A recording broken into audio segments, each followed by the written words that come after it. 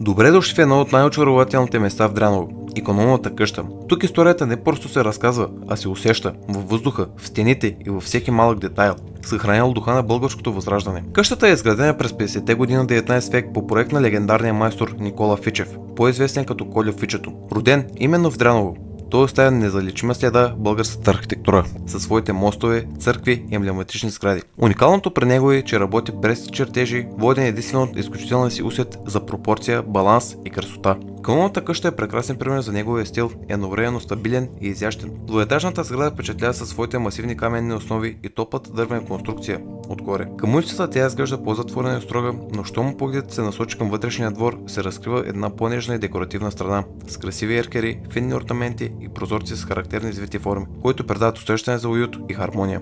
Някой тук е живяло заможно търговско семейство, а домът е бил средище на срещи, разговори и важни решения. Днес икономната къща е художествена галерия и културно пространство, в което миналото и съвременното изкуство се преплитат по естествен начин. Докато преминавате през нейните стаи, сякаш чувате ехото на отминали времена и усещате спокойствието на един свят, който е било изградено с внимание, търпение и уважение към красотата. Икономната къща не е просто сграда, тя е жива памет на Дряново, разказ за гения на Кольо Фичето и нежно напомня за корените, които ни свързват с миналото.